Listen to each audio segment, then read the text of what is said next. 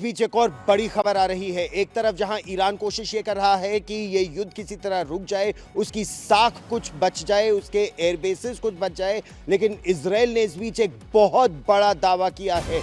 Israel ने कहा है कि उसके पास ईरान की पूरी हवाई सीमा की डोमिनेंस है, सुप्रीमेसी है, उसका वर्चस्व अब ईरान की हवाई सीमा पर पूरी तरह से स्थापित हो गया है। यह बड़ी बात, बड़ा दावा इजराइल का है। यानी उसका यह कहना है कि अब ईरान के पास कोई एयर डिफेंस सिस्टम बचा ही नहीं है। उसके सभी रेडार, सभी विस्तृत रेडार उसके खत्म कर दिए जा चुके हैं।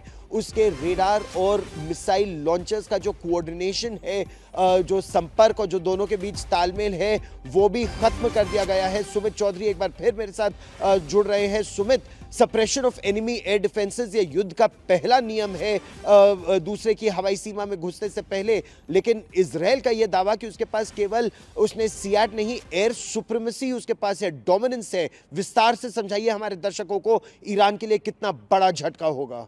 कि बिल्कुल ईरान और इजराइल के बीच में गौरव करीबन 2000 किलोमीटर की दूरी है। यानी जो भी जंग होगी, जो भी एक्शन होगा, वो एयर सुप्रियरिटी को लेकर ही होगा। जिसकी सुप्रीमेसी, जैसे जो सुप्रीम होगा, जो मजबूत होगा एयर डिफेंस में या एयर कैपेबिलिटीज में, वही दूसरे को आप कह सकते हैं कि परेशानी का सबब सिखा सकता है। इजराइल के पास वो सुप्रीमेसी है। इजराइल के पास ना सिर्फ आप देखिए उसके फाइटर एयरक्राफ्ट कह लीजिए, F-15 है, F-16 है, F-35 है, उसके डिफेंस सिस्टम्स कह लीजिए, और सबसे इंपॉर्टेंट बात ये जो इजराइल के पास है वो है उनकी इंटेलिजेंस। और खास तौर पर जिस तरीके का सपोर्ट इजराइल को अमेरिका से मिलता आया है, एक कवर मिलता आया है, वो भी इजराइल के लिए एक बड़ा, आप कह सकते हैं कि एक बड़ा मददगार साबित हुआ है। वहीं जब आप ईरान की बात करते हैं, ईरान निश्चित तौर पर, ईरान ने अपने बैलिस्टिक मिसाइल हो, अपने ड्रोन्स हो, उनको तैयार किया है। लेकिन जब आप एयर डिफेंस सिस्टम्स की बात करते हैं, तब इजराइल का पल्ला हमेशा भारी नजर आता है। अभी इंपॉर्टेंट यह है कि अक्टूबर 2024 के अंदर, अप्रैल 2024 के अंदर 2 बार इजराइल ने ईरान के अंदर जाके अटैक किए।